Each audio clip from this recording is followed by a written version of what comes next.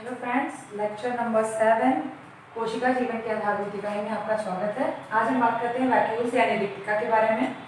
Vacuoles को स्पॉन्जेनी ने 1776 में डिस्कवर किया था।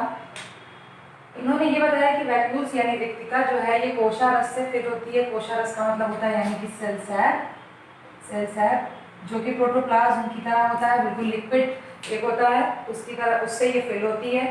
इसमें कार्बनिक व अकार्बनिक पदार्थ पाए जाते हैं, ऑर्गेनिक और इनऑर्गेनिक मटेरियल पाए जाते हैं। ये विभिन्न पदार्थों का संचय करती है, जैसे कि इसमें बताया गया कार्बनिक और अकार्बनिक पदार्थों का ये संचय करती है।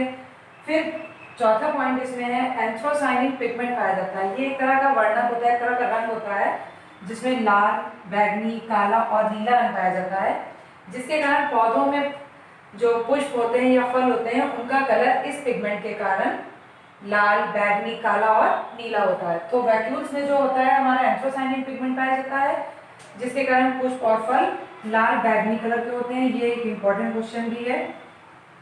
फिर हम बात करते हैं वैक्यूल्स होते कितने प्रकार के हैं। तो वैक्यूल्स दो तरह के होते हैं, कॉन्ट्रैक्टाइल वैक्यूल होता है और एक होता है फूड वैक्यूल। कॉन्ट्रैक्टाइल वैक्यूल होता है यानी कि उसको कहा जाता है संकुचनशील रिक्तिका, जो कि सिर्फ और सिर्फ अमीबा में पाई जाती है।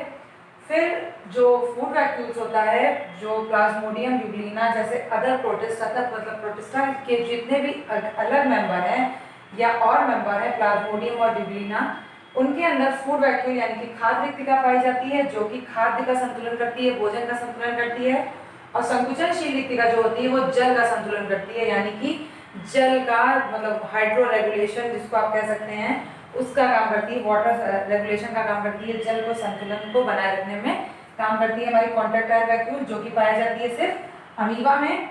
और फूड वैक्यूल जो खाद्य रिक्तिका होती है वो खाद्य का संतुलन करती है, यानी फूड रेगुलेशन का काम करती है, फूड का संतुलन बनाए रखती है। और ये काम जो फूड वैक्यूल का होता है वो होता है अदर प्रोटिस्टा मतलब अमीबा को छोड़ करके जितने भी प्रोटिस्टा हैं, प्लाज्मोडियम है, यूग्लिना है, स्लाइम है, इन सभी में फूड वैक्यूल यानी कि खाद्य रिक्तिका पाई जाती है। अब हम बात करते हैं इसके फिगर के बारे में।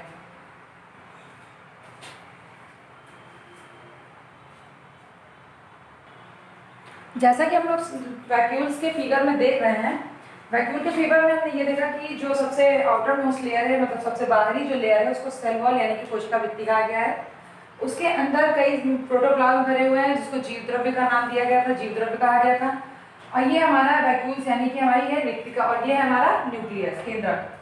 वैक्यूल्स जो होता है यानी रिक्तिका जो होती है वो 90% स्थान घेरती है किसमें, पादप कोशिका में। यानी कि हम ये कह सकते हैं कि जो पादप कोशिका की जो रिक्तिका होती है वो 90% स्थान घेरती है, यानी पादप कोशिका की जो रिक्तिका होगी वो बड़ी होगी। और कई सारी छोटी छोटी रिक्तिकाएं मिलकर क्या बनाती हैं, एक बड़ी रिक्तिका, एक बड़ी वैक्यूल का निर्माण करती हैं, और जो चारों ओर से टोनोप्लास्ट नामक यूनिट मेम्ब्रेन से घिरी होती है। ये जो हमारी ये दिख रही है ये हमारी क्या है, टोनोप्लास्ट नामक यूनिट मेम्ब्रेन है, जो जिससे हमारी वैक्यूल जो है, जिससे हमारी रिक्तिका जो है वो चारों तरफ से घिरी हुई है। वैक्यूल्स जो होते हैं वो टोनोप्लास्ट यानी कि टोनोप्लास्ट नामक एक यूनिट मेम्ब्रेन से घिरे हुए होते हैं, जो कि सेमी परमिएबल होती है मतलब अर्ध पारगम्य होती है। अर्ध पारगम्य का मतलब होता है कि अधिक सांद्रता से लेकर अधिक सांद्रता से कम सांद्रता की ओर, मतलब अगर किसी भी द्रव की सांद्रता अधिक है और किसी जो बाहर का जो द्रव है उसकी सांद्रता कम है, तो ये जो अंदर की जो सांद्रता होगी जिसकी सांद्रता अधिक है उनको बाहर दे सकती है, और जिसकी सांद्रता कम है उनको वो अंदर आने दे सकती है। अर्ध पारगम्य झिल्ली यानी कि सेमी परमिएबल मेम्ब्रेन होती है ये। फिर से हम इसको एक बार फिगर को समझ लेते हैं। ये हमारी सेल वॉल है, सबसे बाहर की जो आउटर मोस्ट लेयर है उसको सेल वॉल कोशिका भित्ति कहते हैं। इसके अंदर प्रोटोप्लाज्म यानी कि जीव द्रव्य फिल होता है, इसमें न्यूक्लियस भी पाया जा रहा है, केंद्र भी पाया जा रहा है, और जो बीच में पाई जा रही है ये रिक्तिका, एक होल टाइप की छोटी छोटी रिक्तिकाएं जो छोटी छोटी रिक्तिकाएं मिलकर के एक बड़ी रिक्तिका का निर्माण करती हैं। और प्लांट सेल में जो रिक्तिका होती है वो 90% स्थान घेरती है, यानी कि 90% स्थान घेरने का मतलब ये हुआ कि जो पादप कोशिका का जो वैक्यूल होगी, पादप कोशिका में जो रिक्तिका होगी वो होगी हमारी बड़ी रिक्तिका। रिक्तिका जो पाई जाएगी पादप कोशिका में वो बड़ी होगी। और वैक्यूल की जो बाहर की जो लेयर होगी उस यूनिट मेम्ब्रेन होगी जिसको कहा जाएगा इकाई झिल्ली। वैक्यूल की जो इकाई झिल्ली होगी वो किसकी बनी होगी, टोनोप्लास्ट की बनी होगी, जो कि सेमी परमिएबल होगी मतलब अधिक सांद्रता से कम सांद्रता की तरफ होगी। अगर हमारे अंदर के द्रव की सांद्रता अधिक है और बाहर के द्रव की सांद्रता कम है तो वो आर पार जा सकते हैं। अर्ध पारगम्य झिल्ली का मतलब ये होता है। हम फिर से इसको एक बार रिकॉग्नाइज कर लेते हैं। वैक्यूल्स यानी रिक्तिका। रिक्तिका की खोज पॉल जेनी ने 1776 में की थी। रिक्तिका के अंदर कोशारस यानी कि सेल सैप फिल होता है। सेल सैप का मतलब कोशारस मतलब कोशिका में जो रस पाया जा रहा है, जैसे कि हम नॉर्मली जूस यूज करते हैं उस तरह का जूस, उस तरह की कंसिस्टेंसी रहेगी, मतलब जो सोल्यूशन रहेगा हमारा वो बिल्कुल जूस की तरह रहेगा और वो कोशिका के अंदर जैसा पाया जा रहा है, इसलिए इसमें कहा गया कोशारस। ये कोशारस से भरी हुई होगी, मतलब इसके चारों तरफ जो होगा ये एक तरह का सेल सैप कोशारस फिल होगा। इसमें कार्बनिक व अकार्बनिक पदार्थ पाए जाएंगे, यानी कि ऑर्गेनिक और इनऑर्गेनिक मटेरियल पाए जाएंगे, मतलब जिनमें कार्बन पाए जा रहे हैं वो बोले जाते हैं कार्बनिक और जिनमें कार्बन नहीं पाए जाते हैं उन्हें बोलता जाता है अकार्बनिक। जैसे कार्बनिक पदार्थ में आप कार्बन डाइऑक्साइड को ले सकते हैं, कार्बनिक एसिड को ले सकते हैं, कार्बोनेट को ले सकते हैं। अकार्बनिक में आप नाइट्रोजन बेस को ले सकते हैं, सल्फर बेस को ले सकते हैं, फास्फोरस बेस को ले सकते हैं। इस तरह के पदार्थ अगर पाए जा रहे हैं तो वो अकार्बनिक होंगे, अगर कार्बन युक्त पदार्थ पाए जा रहे हैं तो वो कार्बनिक पदार्थ होंगे। कार्बनिक और अकार्बनिक दोनों पदार्थ पाए जाते हैं हमारे किसमें, वैक्यूल्स में। फिर तीसरा पॉइंट है, ये विभिन्न पदार्थों का संचय करती है, जैसा कि हम लोग इसके फर्स्ट पॉइंट में पढ़ चुके हैं। कार्बनिक और अकार्बनिक पदार्थ पाए जा रहे हैं, तो जैसे इनसे जो भी पदार्थ बन रहे होंगे या जो भी यौगिक बन रहे होंगे तो उनका ये संचय करेगी, उनको ये स्टोर करेगी। संचय मीन्स होता है स्टोर करना।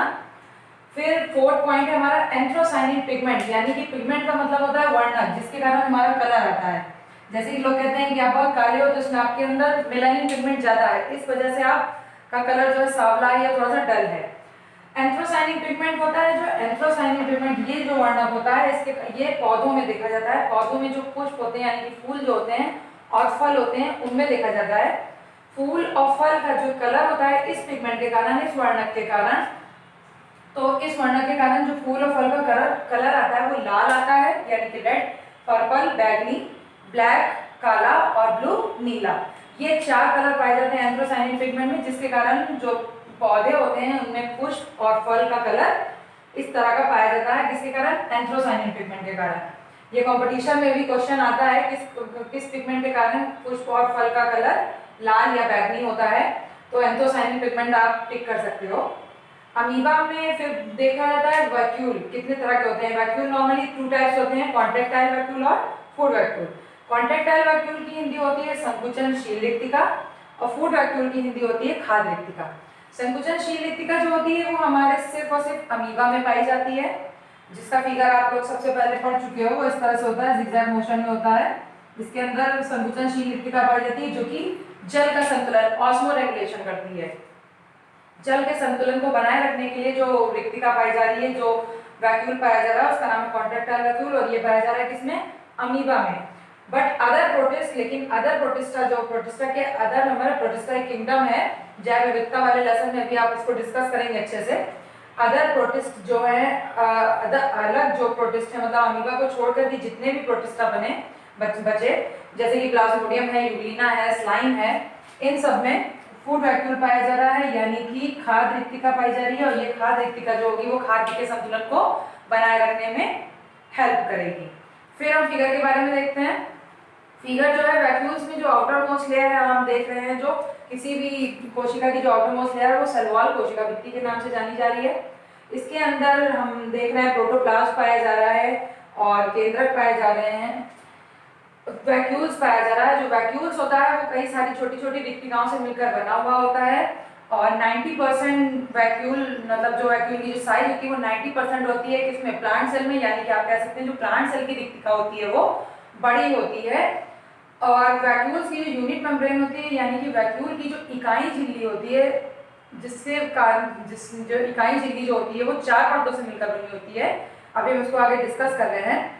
वैक्यूल्स की जो इकाई झिल्ली होगी वो किसकी बनी होगी, वो टोनोप्लास्ट की बनी हुई होगी और ये जो होगी वो सेमी परमिएबल होगी, मतलब अर्धपारगम्य होगी। अर्धपारगम्य का मतलब हमने ये बताया कि जो अधिक सांद्रता होगी वो और कम सांद्रता होगी वो, मतलब जैसे कि दोनों की जो बराबर होगी, प्रतिशतता होगी वो बराबर होगी। कम सांद्रता का मतलब ये कि जो बाहर की जो सांद्रता होगी वो कम होगी बाहर से अंदर की तरफ, जैसे कि इसमें एरो में दिखाया गया, बाहर से अगर अंदर आ रहे हैं तो उसकी जो कंसंट्रेशन है यानी कि सांद्रता है वो कम होगी, और अंदर से जो बाहर जा रहे हैं तो उसकी जो कंसंट्रेशन होगी वो अधिक होगी। इस तरह की अगर कंसिस्टेंसी से जो हमारा सोल्यूशन है वो अगर आर पार जा रहा है तो इस तरह की जो झिल्ली होगी इसको बोलेंगे अर्ध पाइक्रम झिल्ली। ठीक है, अब हम बात करते हैं नेक्स्ट टॉपिक पर जिसका नाम है यूनिट मेम्ब्रेन यानी कि इकाई झिल्ली। लेट अस डिस्कस अबाउट इकाई झिल्ली या प्लाज्मा मेम्ब्रेन। इकाई झिल्ली को ही कोशिका कला यानी कि कोशिका कला भी कहते हैं, और इंग्लिश में इसका नाम प्लाज्मा मेम्ब्रेन, यूनिट मेम्ब्रेन और सेल मेम्ब्रेन तीनों होता है। इकाई झिल्ली या कोशिका कला को प्लाज्मा मेम्ब्रेन, यूनिट मेम्ब्रेन या सेल मेम्ब्रेन तीनों इसके नाम होते हैं, तीनों कह सकते हैं, इनको कंफ्यूज मत होइएगा। इसकी खोज डेविड रॉबर्टसन ने 1959 में की थी। उन्होंने ये बताया कि ये जो हमारी इकाई झिल्ली यानी कि कोशिका कला है ये 4 परतों से मिलकर बनी हुई है, और ये 4 परत जो होंगी वो कुछ इस तरह से होंगी जैसे कि हम लोग फिगर में देख सकते हैं। ये जो पहली और लास्ट वाली जो ये परत है यानी कि ये दोनों जो लाइनें हैं, ये दोनों लाइनें हमारी किससे बनी होंगी? फॉस्फोलिपिड से बनी परतों के दोनों ओर 20-20 एंगस्ट्रॉम की प्रोटीन परत होगी। जो ये हमारी बीच वाली जो हमारी परत होगी ये किसकी बनी होगी? फॉस्फोलिपिड की बनी होगी,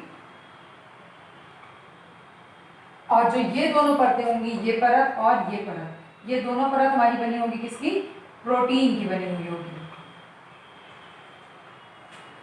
जो इकाई झिल्ली होगी वो हमारी 4 परतों से मिलकर बनी होगी, 1 2 3 4 परतों से मिलकर बनी होगी, और ये 4 परत में जो ऊपर की लेयर और सबसे नीचे की लेयर होगी वो होगी प्रोटीन की लेयर, और बीच की जो लेयर होगी हमारी, ये दोनों लेयर जो होंगी वो फॉस्फोलिपिड की बनी हुई होगी। फॉस्फोलिपिड का मतलब प्रोटीन प्लस लिपिड। ये दोनों ही चीजें जो होती हैं ये हमारी क्या होती हैं? वसीय पदार्थ लिखा होगा, ये वसीय पदार्थ, वसा वाले, इन दोनों ही पदार्थों में वसा अधिक पाई जाती है, मतलब फैट अधिक पाया जाता है, तो इसलिए इनको वसीय पदार्थ कहा गया है। ये जैसे कि तेल होता है चिकना, उसी तरह से होती है तेलीय परत होती है इनकी, इसलिए इसको कहा गया फॉस्फोलिपिड वसीय पदार्थ बोला गया है। जो ये 4 परत की बनी हुई होती है, पहली और आखिरी परत प्रोटीन की बनी होगी, और बीच की जो दोनों परतें होंगी वो फॉस्फोलिपिड यानी कि प्रोटीन और प्लस लिपिड की बनी हुई होगी। और जो फॉस्फोलिपिड की जो परत बनी होगी, ये जो फॉस्फोलिपिड की जो दोनों परतें बनी होंगी, इसकी जो मोटाई होगी, ये इसकी जो ये मोटाई है ये कितनी होगी? 35 एंगस्ट्रॉम होगी।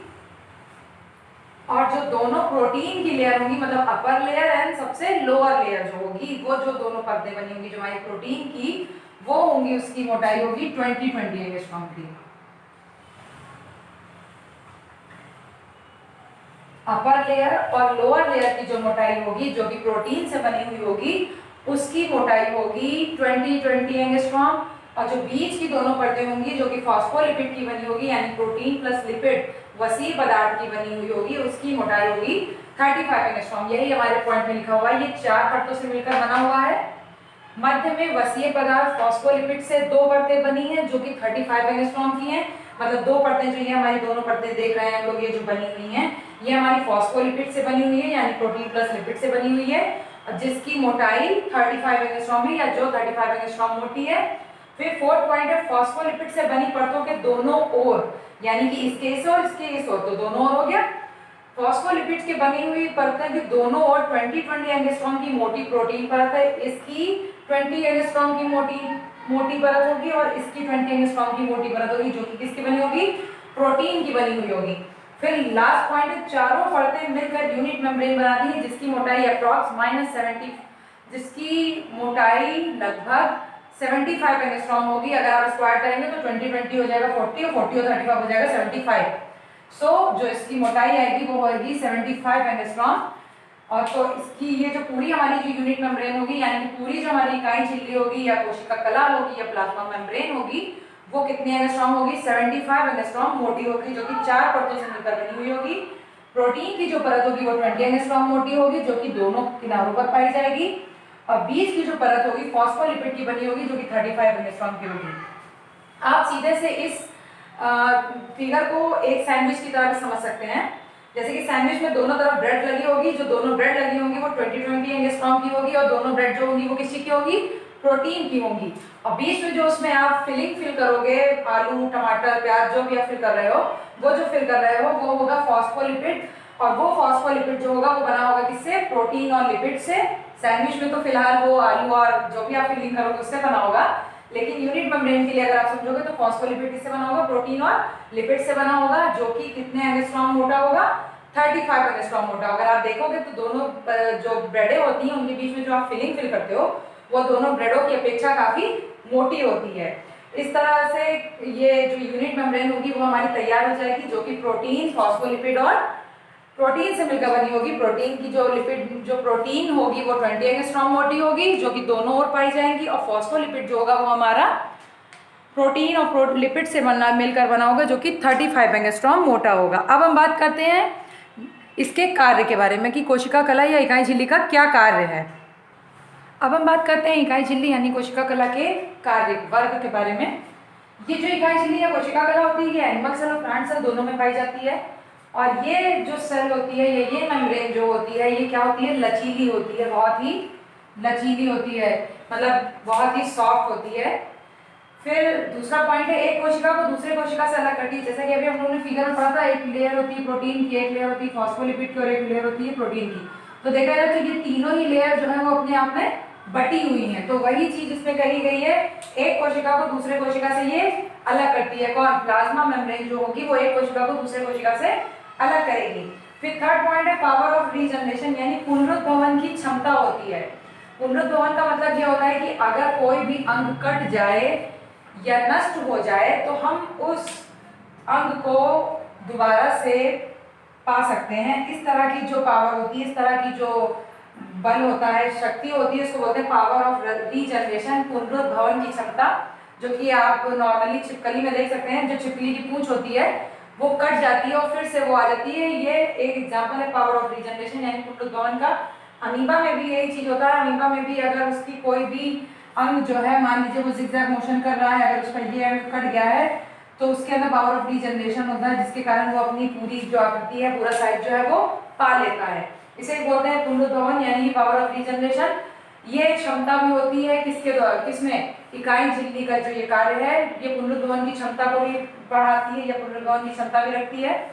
फिर ठोस पदार्थों को ग्रहण करके उसका पाचन करती है। जितने भी ठोस पदार्थ आएंगे उनको ये ग्रहण करेगी और उसका पाचन करेगी, और व्यर्थ के पदार्थ को शरीर से बाहर निकालने का काम करती है, यानी कि एक तरह से एक्सक्रीटरी सिस्टम का भी काम कौन करती है, प्लाज्मा मेम्ब्रेन करती है। हम फिर से इसके वर्क को देखते हैं। प्लाज्मा मेम्ब्रेन जो है वो एनिमल सेल और प्लांट सेल दोनों में पाई जाएगी। ये लचीली होती है। दूसरी बात कि ये एक कोशिका को दूसरे कोशिका से अलग करती है, जैसे कि इसमें 4 यूनिट पाई जा रही है, 4 परतें जो पाई जा रही हैं। ये चारों परतों का फिगर कुछ इस तरह से बना हुआ है कि वो चारों परतें एक दूसरों से अलग हैं।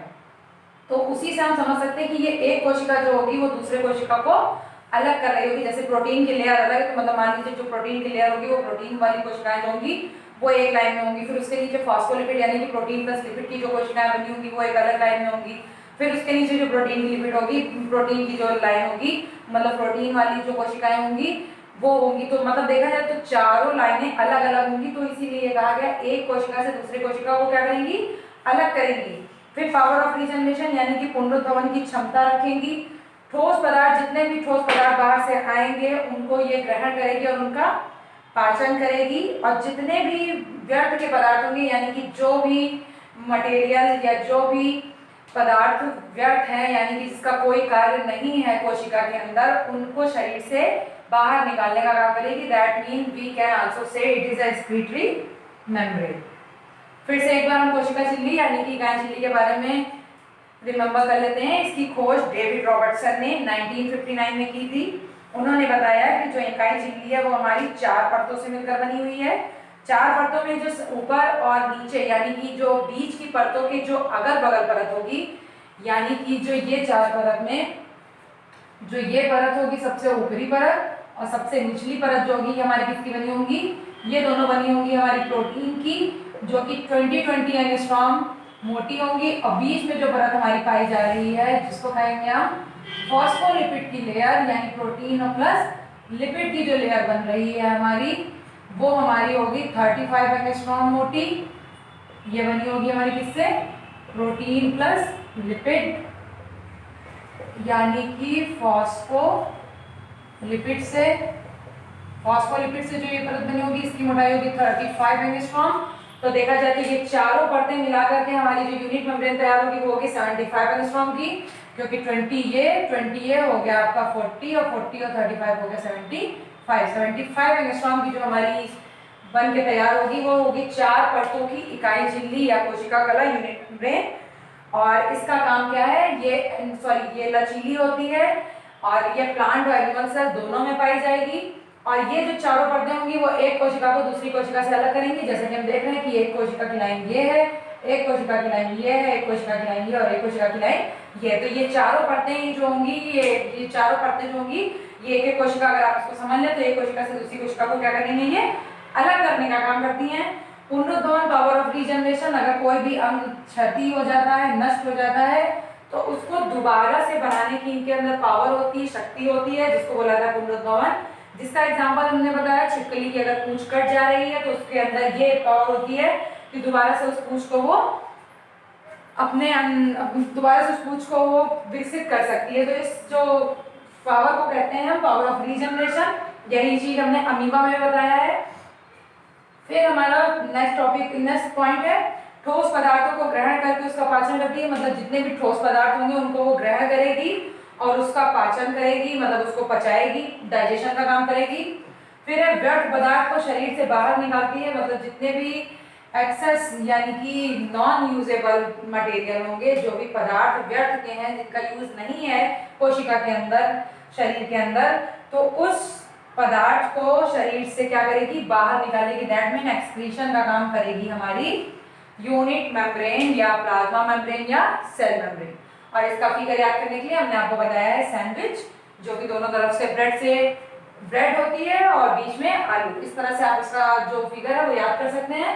प्रोटीन की जो दोनों लेयर होंगी हमारी वो क्या होंगी, ब्रेड होंगी, और बीच में जो ये हमारी फॉस्फोलिपिड की लेयर है यानी कि प्रोटीन प्लस लिपिड की जो लेयर है जो कि 35 एंगस्ट्रॉम मोटी है वो होगी हमारी फिलिंग की लेयर।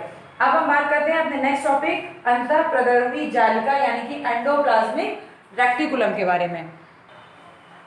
अब हम बात करते हैं अंतःप्रद्रवी जालिका यानी कि एंडोप्लाज्मिक रेक्टिकुलम की। एंडोप्लाज्मिक रेक्टिकुलम जो होता है इसकी खोज पोर्टर, क्लाडे और फुलम ने 1945 में की थी। एंडोप्लाज्मिक रेक्टिकुलम को ही शॉर्ट में बहुत लोग ER भी लिखते हैं। ER का मतलब E का मतलब एंडोप्लाज्मिक और R का मतलब रेक्टिकुलम। ER यानी एंडोप्लाज्मिक रेक्टिकुलम की खोज पोर्टर, क्लाडे और फुलम ने 1945 में की थी। उन्होंने अंतःप्रद्रवी जालिका जो है उसको बताया साइटोस्केलेटन, मतलब कोशिका का कंकाल। कोशिका का कंकाल उन्होंने अंतःप्रद्रवी जालिका को इसलिए बताया क्योंकि उसको जो कोशिका होती है उसको अंतःप्रद्रवी जालिका जो होती है, जाली जैसी संरचनाएं होती है जो वो एक यांत्रिक आधार देती हैं। कोशिका को जो यांत्रिक आधार देती हैं, अंतःप्रद्रवी जालिका जो होती है वो कोशिका को एक यांत्रिक आधार देती है, जिसके कारण उसे साइटोस्केलेटन ऑफ सेल यानी कि कोशिका का कंकाल कहा जाता है। फिर दूसरा पॉइंट है झिल्ली युक्त नलिकाओं का विशाल तंत्र होता है। जो इसका फिगर होगा वो कुछ इस तरह से होगा, जैसे कि हमारी उंगलियां, इस तरह से कुछ इनका फिगर होता है एंडोप्लाज्मिक रेक्टिकुलम का। तो इसलिए इनको कहा गया झिल्ली युक्त, मतलब जो ये हमारी अभी हमने पढ़ी इकाई झिल्ली के बारे में, तो ये इसमें इकाई झिल्ली तो पाई जाएगी। युक्त नलिकाओं का मतलब नलिकाएं जैसे नालियां बनी हुई होती है, नलिकी बनी होती है, ऐसे उनका ये विशाल तंत्र होता है। मतलब उनसे बना हुआ एक जो तंत्र होगा वो हमारा क्या होगा, एंडोप्लाज्मिक रेक्टिकुलम कहलाएगा, जिसमें झिल्ली यानी कि यूनिट मेम्ब्रेन भी पाई जा रही है और ये नली जैसी संरचनाएं पाई जा रही है। इसलिए इस लाइन को लिखा गया है झिल्ली युक्त नलिकाओं का विशाल तंत्र होता है, जो कि कुछ इस तरह से फिगर होगा। फिर ये फोटोसिंथेसिस में हेल्प करती है, मतलब ये प्रकाश संश्लेषण की जो क्रिया होगी उसमें ये सहायता करती है। कौन, एंडोप्लाज्मिक रेक्टिकुलम। फिर पदार्थ के स्थानांतरण में, मतलब कोई भी पदार्थ है उसका स्थानांतरण यानी कि एक जगह से दूसरी जगह भेजने में किसका रोल होता है, अंतःप्रद्रवी जालिका का रोल होता है। यानी किसी भी पदार्थ को एक जगह से दूसरी जगह ले जाने के लिए जो है वो एंडोप्लाज्मिक रेक्टिकुलम काम करता है और किसी भी कोशिका को यांत्रिक आधार देने के कारण इसे ही कोशिका का कंकाल कहते हैं। अब हम इसके टाइप्स के बारे में पढ़ते हैं, कितने प्रकार की होती हैं। ये दो प्रकार की होती हैं, एक होता है SER और एक होता है RER। SER का मतलब होता है स्मूथ एंडोप्लाज्मिक रेक्टिकुलम और RER का मतलब होता है रफ एंडोप्लाज्मिक रेक्टिकुलम। स्मूथ का मतलब आप समझ रहे होंगे चिकना, और रफ का मतलब होता है खुरदुरा। चिकनी अंतःप्रदवी जालिका जो होगी उसको SER यानी कि स्मूथ एंडोप्लाज्मिक रेटिकुलम कहेंगे। रफ खुरदुरी अंतःप्रदवी जालिका जो होगी उसको बोलेंगे हम रफ एंडोप्लाज्मिक रेटिकुलम यानी कि RER। जो स्मूथ एंडोप्लाज्मिक रेटिकुलम होगा वो जो होगा उस पर राइबोसोम नहीं पाए जाएंगे, यानी कि इस समय जो ये हमारी स्ट्रक्चर जो हमारा ये बना हुआ है इसमें किसी भी तरह का कोई भी बाहरी चीजें नहीं पाई जा रही है, बिल्कुल ये स्मूथ है। इसकी आप सरफेस अगर देखेंगे तो बिल्कुल स्मूथ है, इस पर कोई भी तरह के कोई कण नहीं लगे हुए हैं। तो ये जो हमारी बनी हुई है अंतःप्रदवी जालिका यानी एंडोप्लाज्मिक रेटिकुलम, ये कैसी है? स्मूथ है। अगर इसमें हम ये ऐसे इस तरह के अगर कुछ कण पाए जा रहे हैं जिसको हम राइबोसोम बोलेंगे, अगर इस तरह के कण हमारे एंडोप्लाज्मिक रेटिकुलम में पाए जा रहे हैं तब ये हमारे एंडोप्लाज्मिक रेटिकुलम SER नाम के क्या हो जाएगी? RER यानी कि रफ एंडोप्लाज्मिक रेटिकुलम। इसमें जो राइबोसोम होंगे वो नहीं पाए जाएंगे और इसमें जो राइबोसोम होंगे वो पाए जाएंगे। एक बार हम फिर से इसको समझ लेते हैं। अगर एंडोप्लाज्मिक रेटिकुलम में राइबोसोम नहीं पाए जा रहे हैं तो उसको बोलेंगे हम स्मूथ एंडोप्लाज्मिक रेटिकुलम, यानी कि वो पूरी सरफेस जो क्या है वो हमारी चिकनी है। अगर रफ एंडोप्लाज्मिक रेटिकुलम उसको तब बोलेंगे जब हमारे जो राइबोसोम है उसमें अगर एंडोप्लाज्मिक रेटिकुलम में राइबोसोम अगर पाए जा रहे हैं, राइबोसोम के कण अगर लगे हुए हैं तो वो हो जाएगी हमारी rough endoplasmic reticulum. Smooth endoplasmic reticulum जो होगी वो क्या करती है? लिपिड बनाने में काम करती है। जो स्मूथ एंडोप्लाज्मिक रेटिकुलम होगा वो हमारा लिपिड बनाने में हेल्प करेगा, जिसको अभी हमने फॉस्फोलिपिड पढ़ा था जो कि वसा का काम करता है। स्मूथ एंडोप्लाज्मिक रेटिकुलम जिसमें राइबोसोम नहीं लगे होंगे वो हमारा लिपिड बनाने में काम करेगा, और जो रफ एंडोप्लाज्मिक रेटिकुलम होगा वो हमारी प्रोटीन सिंथेसिस में हेल्प करेगा, यानी कि प्रकाश संश्लेषण में हेल्प करेगा। कौन? RER रफ एंडोप्लाज्मिक रेटिकुलम जो होगा वो प्रोटीन सिंथेसिस में हेल्प करेगा, और SER यानी स्मूथ एंडोप्लाज्मिक रेटिकुलम जो होगा उसमें राइबोसोम के कण नहीं पाए जाएंगे और ये जो काम करेगा वो क्या करेगा? लिपिड बनाने का काम करेगा। फिर अब हम बात करते हैं इसमें कि इसमें उपापचय क्रियाएं भी होती हैं। अब बात फंस गई, व्हाट इज उपापचय क्रियाएं? ये उपापचय क्रियाओं में भी भाग लेती हैं। उपापचय क्रियाएं जो दो प्रकार से होती हैं, एक होती है कैटाबॉलिक और एक होती है एनाबॉलिक। कैटाबॉलिक जो रिएक्शन होता है उसको डिस्ट्रक्टिव बोलते हैं,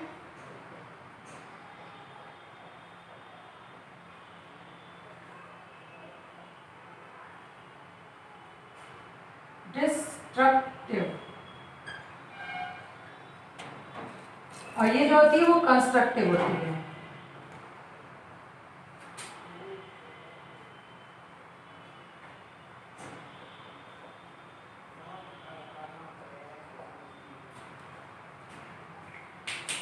जो हमारी अंतःप्रदवी जालिका होती है वो उपापचय क्रियाओं में सहायता करती है, जो कि दो तरह की होती है उपापचय क्रियाएं, एक होती है कैटाबॉलिक और एक होती है एनाबॉलिक। जो कैटाबॉलिक रिएक्शन होता है या कैटाबॉलिक क्रियाएं जो होती हैं, क्रियाएं जो होती हैं ये डिस्ट्रक्टिव होती हैं, और एनाबॉलिक जो होती है वो कंस्ट्रक्टिव होती हैं। काफी इंग्लिश हो गई है, इसको हम समझ लेते हैं।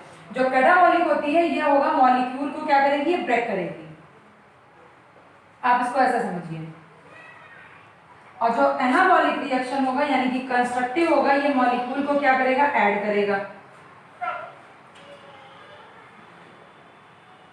ब्रेक करने का मतलब ये कि मान लीजिए आपके पास ये 100 ग्राम का टुकड़ा है और इसको ब्रेक किया ऊर्जा लगाकर, तो ये कितने ये 5 भागों में बढ़ गया, ये 20-20 ग्राम में 5 भागों में बढ़ गया।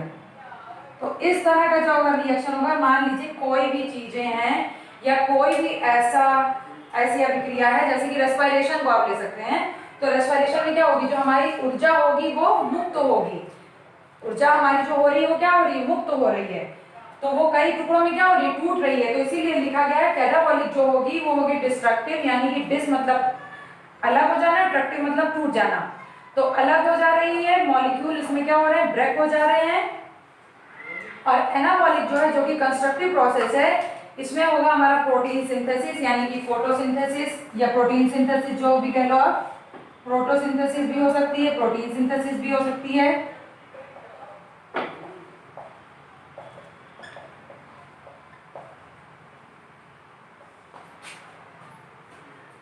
फोटोसिंथेसिस और प्रोटीन सिंथेसिस या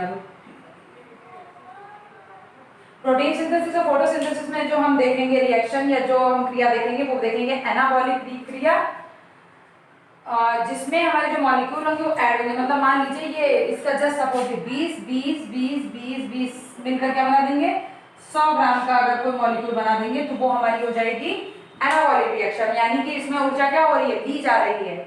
और कैटाबॉलिक एक्टिविटी जो होगी उसमें ऊर्जा जो है वो दी जा रही है, मतलब ब्रेक की जा रही है। तो मॉलिक्यूल जब ब्रेक होंगे तो वो हमारी कहलाएगी कैटाबॉलिक रिएक्शन, जो कि रेस्पिरेशन में यानी श्वसन में देखा जाता है।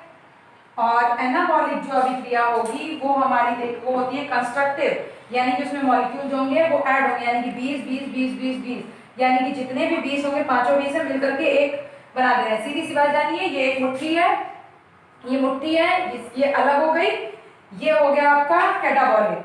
लेकिन यही अगर उंगलियां फिर से मिलकर के एक मुट्ठी बना दे रही हैं तो ये आपकी क्या हो जाएंगी, एनाबॉलिक रिएक्शन, जो कि हमारी प्रोटीन सिंथेसिस और फोटोसिंथेसिस में देखी जाती है। ये बात आपको बिल्कुल अलग लग रही होगी, लेकिन this is a main work of endoplasmic reticulum.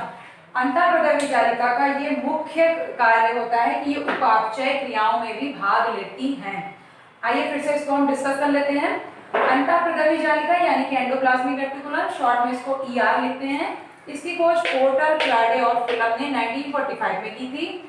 ये साइटोस्केलेटन इसको कहा जाता है, साइटोस्केलेटन इसलिए कहा जाता है क्योंकि ये कोशिका को यांत्रिक आधार देते हैं।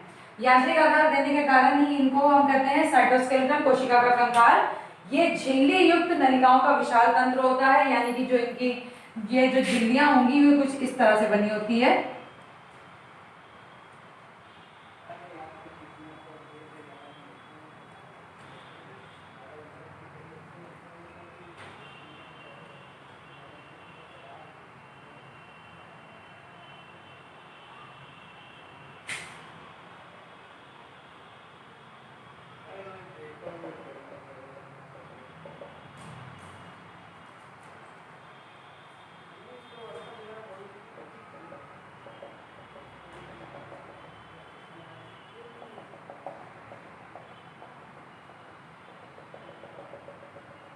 ये हमारा फिगर, ये है हमारी यूनिट मेम्ब्रेन यानी कि झिल्ली, ये है हमारा साइटोप्लाज्म यानी कि कोशाद्रव्य, और ये है हमारा ER यानी कि एंडोप्लाज्मिक रेटिकुलम। जो हमारा ER है ये नलिकाओं की तरह बना हुआ है, नलियों की तरह बना हुआ है, इसीलिए इसको कहते हैं झिल्ली युक्त नलिकाओं का विशाल तंत्र होता है। झिल्ली भी पाई जा रही है और नलिकाओं की तरह बना हुआ है, इनका एक विशाल तंत्र है, ये एक तंत्र की तरह बना रहे हैं, इसीलिए इनमें कहा गया है कि झिल्ली युक्त नलिकाओं का विशाल तंत्र होता है ये एंडोप्लाज्मिक रेटिकुलम। फोटोसिंथेसिस में हेल्प करता है और पदार्थ के स्थानांतरण में भी, मतलब किसी भी पदार्थ को एक जगह से दूसरी जगह ले जाने में भी किसकी हेल्प होती है, एंडोप्लाज्मिक रेटिकुलम की हेल्प होती है। और पौधों को यांत्रिक आधार या मतलब कोशिका को यांत्रिक आधार देने के कारण इसको सेल ऑफ साइटोस्केलेटन कहा जाता है। फिर हमने बात की कि अंतःप्रदवी जालिका होती कितनी तरह की है, तो अंतःप्रदवी जालिका जो हमारी होती है ये दो तरह की होती है, SER और RER, मतलब स्मूथ एंडोप्लाज्मिक रेटिकुलम। ER का मतलब हमने बताया यहाँ पे एंडोप्लाज्मिक रेटिकुलम से है, RER का मतलब होता है रफ एंडोप्लाज्मिक रेटिकुलम यानी कि खुरदुरी अंतःप्रदवी जालिका, और SER का मतलब चिकनी अंतःप्रदवी जालिका। जो चिकनी अंतःप्रदवी जालिका होगी वो कुछ इस तरह से होगी, उस पर कोई भी राइबोसोम के कण नहीं पाए जाएंगे, और ये क्या करेगी, हमारी लिपिड फॉर्मेशन में हेल्प करेगी, यानी कि लिपिड बनाने में, वसा बनाने में हेल्प करेगी। और जो रफ एंडोप्लाज्मिक रेटिकुलम होगी वो कुछ इस तरह से होगी कि उसके बाहरी परत, उसकी परत पे क्या लगे होंगे, राइबोसोम के कण पाए जाएंगे, इसीलिए मैंने राइबोसोम के आगे टिक किया है और इसमें राइबोसोम के आगे क्रॉस किया है। इसमें राइबोसोम नहीं पाए जा रहे हैं स्मूथ एंडोप्लाज्मिक रेटिकुलम में, बिल्कुल स्मूथ है, और रफ एंडोप्लाज्मिक रेटिकुलम में पाए जा रहे हैं, इसलिए इस पे मैंने टिक किया है। इसमें राइबोसोम पाए जाएंगे जिसके कारण ये खुरदुरी होगी, और ये क्या करेगी, ये प्रोटीन सिंथेसिस में हेल्प करेगी। फिर इसके बाद हमने इसका कार्य बताया, इसका कार्य जो मेन है वो ये है कि ये मेटाबॉलिक यानी उपापचय क्रियाओं में सहायता करती है। उपापचय क्रियाओं का मतलब ये होता है, उपापचय क्रियाएं दो प्रकार से होती हैं, एक होती है कैटाबॉलिक और एक होती है एनाबॉलिक। उष्माक्षेपी और उष्माशोषी। उष्माक्षेपी जो अभिक्रियाएं होंगी जिनको बोला जाएगा कैटाबॉलिक, तो उष्माक्षेपी अभिक्रिया में क्षेपी का मतलब छोड़ दिया, तो कैटाबॉलिक जो जो अभिक्रिया होगी, कैटाबॉलिक जो रिएक्शन होंगे वो होंगे डिस्ट्रक्टिव। डिस्ट्रक्टिव का मतलब घट जाना। किसी मान लीजिए एक मुट्ठी आपने खोल दी, वो 5 उंगलियों में बढ़ गई, आपका जो हाथ है वो 5 उंगलियों में बढ़ गया। ये हो गई आपकी डिस्ट्रक्टिव प्रोसेस यानी कि कैटाबॉलिक रिएक्शन, जो कि हमारी किस में देखी जाती है, श्वसन में, रेस्पिरेशन में देखी जाती है। दूसरा है हमारा एनाबॉलिक। एनाबॉलिक यानी कि उष्मा शोषित, उष्मा को उसने क्या किया, शोषित कर लिया, अवशोषित कर लिया। ये हो गया हमारी कंस्ट्रक्टिव यानी कि 5 उंगलियां जो आपकी खुली थी वो आपने दोबारा से बांध ली और एक मुट्ठी बना ली। वो हो गई मॉलिक्यूलर एडिंग, जिसको जो देखी जाएगी प्रोटीन सिंथेसिस और फोटोसिंथेसिस में। अब हम नेक्स्ट टर्म पर टॉपिक पे बात करेंगे। अभी के लिए इतना ही। Thank you.